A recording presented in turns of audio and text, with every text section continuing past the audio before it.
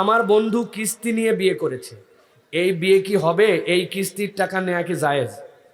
বড় ভাইরা বিয়ে করে নাই, ছোট ভাই বিয়ে করলে চার দোকানে বসে অনেকেই সমালোচনা করে। এ নিয়ে দয়া করে আমাদেরকে যদি কিছু বলতেন। সিরিয়াল মেনটেন করা কি জরুরি? চাচিকে আম্মু বলা যাবে কি? আমার চাচি আমাকে খুব ভালোবাসেন, আমি তাকে আম্মু বলে ডাকি। পায়ে ধরে সালাম করা ইসলামে জায়েজ কিনা? প্রিয় ভাইয়েরা, ইসলামে আল্লাহ রসুল সাল্লাল্লাহু আলাইহি ওয়াসাল্লাম, আল্লাহ যে কোরআনের মধ্যে আমাদের জন্য বিধান দিয়েছেন যে তোমাদেরকে সালাম দিতে হবে, ওই সালামটা হচ্ছে আমাদের জন্য মুখে।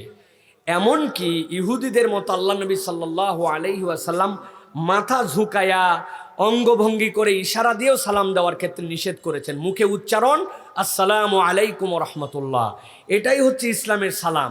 এই সালাম যখন কেউ দিবে, ভালো করে বোঝেন, আল্লাহ বলতেছেন যখন কেউ সালাম দিবে তখন তোমাদের দায়িত্ব হচ্ছে তুমি তার থেকে বরাবর করো অথবা একটু বাড়ায় বলো। কেউ আপনাকে বলছে আসসালামু আলাইকুম, আপনি কি বলবেন? ওয়া রাহমাতুল্লাহ। এবার আমি আবার বলি আসসালামু আলাইকুম ওয়া রাহমাতুল্লাহ, আপনি কি বলবেন? এখন আপনি এটা বানাইছেন, সালাম করা মানে হচ্ছে পা ধরা। এখন যেই লোক আপনাকে পা ধরছে, তাহলে আল্লাহর বিধান যদি এটা হতো তাহলে আরেকটু বাড়ানো লাগবে, আপনি তাহলে কি ধরবেন? বললেন না যে ভাই, একজন আপনারে সালাম করে পা ধরছে, তোর উত্তর তো দেওয়া লাগবে, তাহলে ও পা ধরলে আপনি কোমর ধরবেন নাকি? এই যে ভাই অন ইসলামিক তরিকাটা আমাদের মধ্যে ঢুকছে, এইটা আসলে কোরআন সুন্নাহ সম্মত বিধান নয়। এটার মধ্যে অনেক ঝামেলা আছে, মাথা ঝুঁকে যায়, পায়ে হাত দেওয়া, ইসলাম এগুলা সমর্থন করে না। অতএব কোনো দিকে যদি এহতেরামান এটা করাও থাকে, আস্তে আস্তে এখান থেকে বের হয়ে আসতে হবে। ইসলামের সালাম আসসালামু আলাইকুম ওয়া রাহমাতুল্লাহ, পারবো ইনশাল্লাহ? এটা স্টাইল করে বা সালাম আলাইকুম জানি মারেন না আপনারা, এটা একটু সুন্দর করে পরিচ্ছন্নভাবে সালাম দিবেন। পায়ে ধরে সালাম করার বিধান ইসলামে কোথাও নাই, এখান থেকে আমাদেরকে বাঁচতে হবে। নারীদের কবর জিয়ারতের বিধান কি? প্রিয় ভাইরা, কবর জিয়ারত ইসলামে অত্যন্ত গুরুত্বপূর্ণ একটা ইবাদত। আল্লাহ রসুল সাল্লাল্লাহু আলাইহি ওয়াসাল্লাম কবর জিয়ারতের প্রথম দিকের যে বিধান ছিল, সেখানে নারীদেরকে কবরে যাওয়ার ক্ষেত্রে নিষেধ করেছেন যে নারীরা কবরে যাবে না, কবর জিয়ারতে যাবে না। কিন্তু আমাদের মুহাদ্দিসিনে কেরাম হাদিসের তর্জ এবং ধারাবাহিকতা বোঝেন, নাসেক এবং মানসুক এই হুকুমগুলা বোঝেন। এর আলোকে আমাদের মুস্তাহিদিনে কেরাম যারা, বিশেষ করে ফিকুল আহনাফের যারা অনুসারী, তাদের মতামত অনুযায়ী আল্লাহ রসুল সাল্লাল্লাহু আলাইহি ওয়াসাল্লাম শেষের দিকে নারীদেরকে কবরস্থানে যাওয়ার অনুমতি দিয়েছেন। সুতরাং কোনো মেয়ের বাবা মারা গেছে, কোনো স্ত্রীর স্বামী মারা গেছে, তিনটা দিক খেয়াল করে তিনি কবর জিয়ারতে যেতে পারবেন। এখানে যাওয়ার পরে বিলাপ করা যাবে না, কান্নাকাটি করা যাবে না, নিজে নাপাক অবস্থায় এখানে যাওয়া যাবে না, ঘন ঘন র্যান্ডম যাওয়া যাবে না। কিন্তু আমার বাবা, আমার যে আবেগ, আমি একজন মেয়ে সন্তান হিসাবে আমি আমার বাপের কবরে জিয়ারত করতে পারবো না। আমার স্বামী তিনি মারা গেছেন, আমি বিধবা, কিন্তু আমি কখনোই যেতে পারবো না, এরকম না। তবে র্যান্ডম যাবেন না, পুরুষদের মতো সবসময় যাবেন না। সেখানে যাওয়ার পর বিলাপ করা, জোরে জোরে চিৎকার করে কান্নাকাটি করা, এরকম নয়। আলাদা করে যে তিনি তার জিয়ারত করে আসতে পারবেন, এটা জায়েজ। এই ক্ষেত্রে আমাদের যারা মুস্তাহিদ ইনদাল আহনাফ, এটা জায়েজ। সুতরাং এটা আমাদেরকে সুযোগ থাকলে করতে হবে, তবে শর্তগুলা মেনে নিয়ে যেতে হবে। নারীরা অনেক আবেগী, বলছেন কিছু করবো না, কিন্তু যাই ওখানে উল্টাপাল্টা করতেছেন। এইগুলো সচেতন হয়ে সতর্ক হয়ে তারপরে চাইলে জিয়ারত করতে পারবেন, তবে র্যান্ডম নয়। চাচিকে আম্মু বলা যাবে কি? আমার চাচি আমাকে খুব ভালোবাসেন, আমি তাকে আম্মু বলে ডাকি। প্রিয় ভাইয়েরা, প্রথম কথা হচ্ছে যে ইসলামী শরীয়তে বাপ একজনই, মা একজনই। সুতরাং বাপ হিসাবে নিজের জন্মদাতা বাপই বাপ, মা হিসাবে, আম্মু হিসাবে নিজের গর্ভে ধারণ করা মাই হচ্ছেন তার মা। সুতরাং বাপ এবং মা, এই কথাটা কেবলমাত্র জন্মদাতা পিতা এবং জন্মদাতা তার মা, তার জন্য সিলেক্টেড থাকবে। কিন্তু আমাদের দেশীয় কালচারে যেরকম যদি বাপের বড় চাচা থাকেন, চাচাকে বড়াব্বা বলে, চাচিকে বড়াম্মা বলে, ছোট আম্মা বলে, ছোট এটা আমাদের সমাজের একটা রীতি। এটা কেউ নিজের মায়ের মতো মনে করে তাদেরকে চাচি অথবা মা বলে না।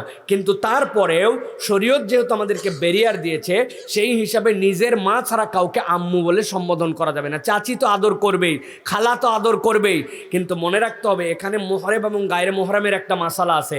নিজের চাচি নিজের জন্য আপনার, ওই ক্ষেত্রে আপনার মায়ের জায়গাতে তিনি আসতে পারবেন না, তিনি আপনার জন্য পর্দার বিধানের অন্তর্ভুক্ত। নিজের মামি পর্দার বিধানের অন্তর্ভুক্ত। সুতরাং আপনি আম্মু বলে এই কাজ করলে হবে না। আরবের মধ্যে পালক সন্তান ছিল, জায়েদ রাদিয়াল্লাহু তাআলা, যার নাম একমাত্র কোরআনে আছে। আল্লাহ এমন করেছেন যে জায়েদ যখন স্ত্রীকে তালাক দিয়েছেন, আল্লাহ নবীকে দিয়ে তাকে আল্লাহ বিয়ে করাইছেন, যে এটা যে আপনার নিজের সন্তান নয়, সমাজের এই মিথ চিরস্থায়ী ভেঙে দেওয়ার জন্য আল্লাহ এইরকম কঠোর বিধান পর্যন্ত দিয়েছেন। সুতরাং তিনি স্নেহ করবেন, আদর করবেন, তাকে আপনি চাচি আম্মা বলতে পারেন, কিন্তু নিরেট কেবল আম্মু বলে ডাকা আপনার জন্য ঠিক হবে না, আপনি চাচি যুক্ত করে বলতে পারেন। বড় ভাইরা বিয়ে করে নাই, ছোট ভাই বিয়ে করলে চার দোকানে বসে অনেকেই সমালোচনা করে, এ নিয়ে দয়া করে আমাদেরকে যদি কিছু বলতেন। সিরিয়াল মেনটেন করা কি জরুরি? প্রিয় ভাইয়েরা, আমাদের অনেকেরই আছে অনেক বড় ভাই, উনি বিদেশ যাবে, উনি তারপরে প্রতিষ্ঠিত হবে, তারপর নিজের পায়ে দাঁড়াবে, দাঁড়ানোর পরে বাড়ি করবে, তারপরে বিয়ে করবে। এদিকে ছোট ভাই সিরিয়াল পাচ্ছে না, ছোট ভাইয়ের বয়স হয়ে গেছে, আছে না ভাই? এই সমাজের অনেক জায়গায় আছে। আমাদের কথা হচ্ছে ইসলামী শরীয়তে সৌন্দর্য আছে, কিন্তু ইসলামী শরীয়ত আপনাকে বাধ্য করে না যে সিরিয়াল মেনটেন করে করে করে করে আপনাকে বিয়ে করতে হবে। আর যদি কেউ বিয়েও করে ফেলে, তাহলে এইটা নিয়ে সমাজের মধ্যে সমালোচনা করা, বিভিন্ন জায়গায় কথাবার্তা বলা, এটাও শালীনতার পর্যায়ে পড়ে না। তার বয়স হয়েছিল, তার সামর্থ্য আছে, তিনি বিয়ে করছেন, পরিবার এটাতে সম্মত হয়েছে, তা আপনি বাজারের মধ্যে আছে এই আলোচনা করে লাভ কি? এই লোককেই যদি যাই বলেন আমার বিয়ে দরকার, চাচা আপনি 1050 টাকা আমাকে বিনা সুদে হাওলাত দেন, উনি বলবে বাবা এগুলার মধ্যে আমি নাই। উনি এইগুলার মধ্যে নাই বলে তাকে সহযোগিতা করবে না, কিন্তু সমালোচনার ক্ষেত্রে 100-100। আল্লাহ আমাদেরকে এই সমালোচনা থেকে হেফাজত করুক। আর বড় ভাইয়ের সিরিয়াল ব্রেক করে ছোট ভাই বিয়ে করলে কোনো গুনাহও হয় না, কোনো সমস্যাও নাই। তবে বড় ভাইকে অন্তত 3টা হুমকি দেওয়া উচিত আগে, যে ভাই 2 মাস সময় দিলাম, তারপরে দিবেন 1 মাস, তারপরে 15 দিন, ঠিক না ভাই? এইটুকু বললে অন্তত আপনারও ছেলে বড় ভাইয়েরও যদি বিয়ে হয়ে যায় তাহলে ভালো না? সুতরাং প্রিয় ভাইয়েরা, এইগুলা ইসলামী শরীয়তের যে সকল বিধিবিধান, সেটা আমাদেরকে মেনে নিয়ে চলার চেষ্টা করতে হবে। প্রিয় ভাইয়েরা, এই চায়ের দোকানের আড্ডা দিয়ে নিজের আমলনামা বরবাদ করা যাবে না। আমার বন্ধু কিস্তি নিয়ে বিয়ে করেছে, এই বিয়ে কি হবে? এই কিস্তির টাকা নেওয়া কি জায়েজ? কিস্তি নিয়ে বিয়ে মানে সুদে টাকা তুলে বিয়ে করছে? লা ইলাহা ইল্লাল্লাহ। এটা অবশ্য তেমন গুনাহ হওয়ার কথা না, তাই না ভাই? কেননা এক লোক গরু চুরি করছে, করে কুরবানির সময় ওটা কুরবানি দিছে। এখন গরু চুরি করা গুনাহ, কুরবানি করা সওয়াব, গোস্ত খাওয়া ফাও। নাউজুবিল্লাহ বলেন। প্রিয় ভাই, আপনার কাছে প্রথম কথা হচ্ছে, এই যে কিস্তি নিয়া আপনি যে বিয়ে করতেছেন, বিয়ে আপনার বৈধ হয়ে যাবে, বিয়ে জায়েজ, বিয়ে হালাল, আপনার সাথে স্ত্রীর সাথে সম্পর্কও হালাল। কিন্তু যে সুদে টাকা নিলেন, এটা তো একটা জঘন্যতম অপরাধ। এটার থেকে আপনাকে বেরোয় আসতে হবে, এই কাজ আপনার করা যাবে না। শরীয়তহীনতা দিয়ে আপনি কখনো সুখ খুঁজে পাবেন না। এই জন্য আমাদের কত উদ্যোগী মানুষ দরকার। বলতেছি মাসালাটা সহজ, কিন্তু ওই লোক কি ঠেকায় পড়ছিল, ঠেকায় পড়ে কত লোকের কাছে গেছে, আমাকে একটু কর্জে হাসানা দেন, একজনও তাকে কর্জে হাসানা দেয় নাই। অথচ এখন দেখা যাচ্ছে কিস্তি এটে টাকা তুলছে, ফতুয়া নিয়ে নিচ্ছে আমরা। প্রিয় ভাইরা, এই জন্য সমাজের একদল বিত্তবান লোকের কাছে কর্জে হাসানার ফান্ড থাকতে হবে। ওই মানুষ ট্রাস্টেড, অল্প টাকার জন্য আটকায় যায়। এই ধানের মৌসুমে, ধান লাগানো, গম লাগানোর মৌসুমে আমি আপনাদেরকে বলবো, এই যে চান্দিশ করা ফ্রেন্ডস ক্লাব, আপনার একটা ফান্ড রেজ করেন, 10,000, 20,000, 50,000 টাকা করে, 1 লাখ টাকা বানাবেন, বানায় তাদেরকে কর্জে হাসানা দিবেন। আমাদের একটা ফান্ড আছে এবং প্রমাণিত সত্য, 98% মানুষ আলহামদুলিল্লাহ এই টাকা ব্যাক করে। মানুষ বেকায়দায় পরে কাজ করে। আমার একটা ফান্ড ছিল 15 লাখ, এখন 2.5 লাখ আছে। জি, ওইটা আপনি ম্যানেজমেন্ট করতে পারেন নাই, ওইটা ওয়েল ম্যানেজমেন্ট করতে হবে। আপনার কাছে একজন এসে কাইন্দে দিছে, আপনি নিয়ে দিয়ে দিছেন, কাইন্দে দিলে নিয়ে দিতে পারবেন না তো।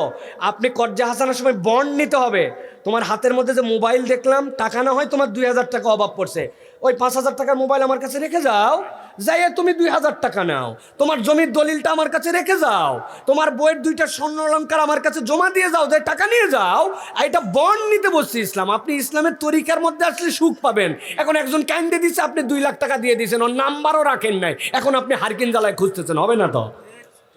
এই জন্য কর্জা হাসানা তারপরেও দিতে হবে। তবে আপনাকে বলি সভাপতি সাহেব, আপনার যে 13 লাখ টাকা হারাইছে, এটা হারাই নাই, এটা আল্লাহর কাছে এমন জমা হয়েছে, এটা আপনার জান্নাতে যাওয়ার ওসিলা হবে। আর ওই লোকের জন্য জাহান্নামে যাওয়ার আল্লাহ মাফ করুক কারণ হয়ে যেতে পারে, ঠিক কি না? আল্লাহ নবী বলছেন, কর্জা হাসানা দিয়ে কেউ দিতে না পারলে তাকে সময় দাও, সময় দাও, শেষে মাফ করে দাও, আল্লাহ তোমার জন্য এটা ধরায় দিবেন। কিন্তু দেওয়ার মেন্টালিটি থাকতে হবে। এই জন্য বলবো ভাই, এটা জায়েজ নাই, এই কিস্তি দিয়ে সুদে টাকা নেওয়া জায়েজ নাই। তবে বিবাহ হয়ে গেছে, আপনি দ্রুত এখান থেকে বের হয়ে আসার জন্য চেষ্টা করেন।